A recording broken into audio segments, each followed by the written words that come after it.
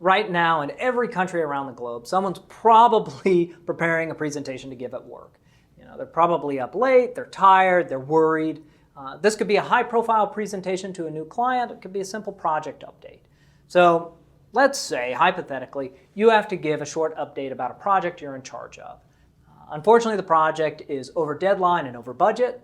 You still think it's a good project, so you want to make a strong case.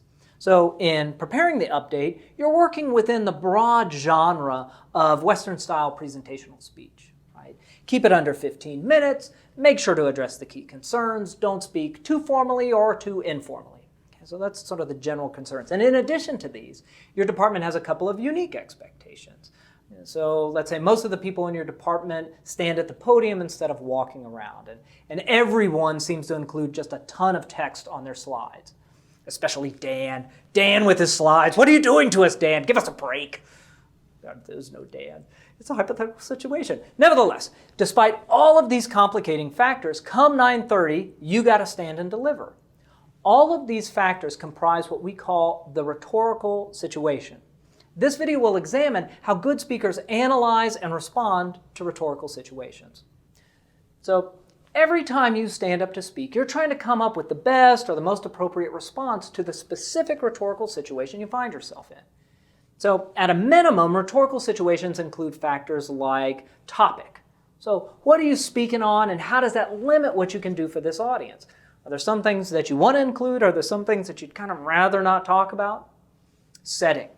Where is the speech happening? When is it happening? And how does that impact you? This presentation is going to look very different if you deliver it in Paris or Moscow or Omaha, Nebraska. Audience.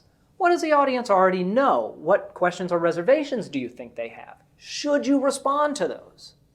Occasion. What expectations exist simply because of the speech's genre? What does your audience expect to hear in a standard project update? And then you have to decide where to conform to or deviate from these expectations. And speaker credibility.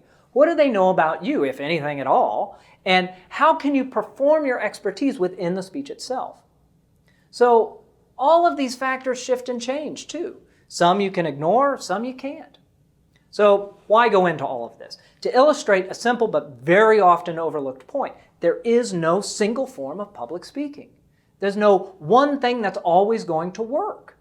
As a speech teacher, I cannot simply teach the one form of speech that works for all genres, for all speakers across all time. It doesn't exist. There's no Esperanto of public speaking. On the other hand, we can't just look at all the successful and unsuccessful speeches in all genres for all speakers across all time. That would take a bajillion years. That's bananas. So where does this leave us? I would say it leaves us with skills, experience, and judgment. Speaking is an intellectual and physical skill like playing sports.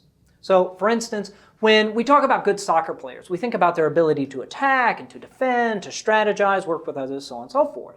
We don't simply look at a great soccer player and we say, oh, it's their ability to trap the ball. That's what makes them great.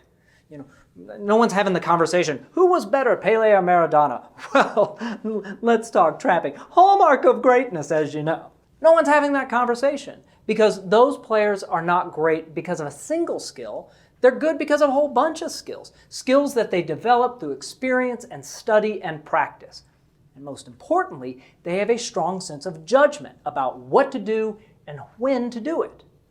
In the same way, great speaking isn't simply about good delivery. It's about having the ability to judge rhetorical situations accurately, devise smart responses, and perform them well.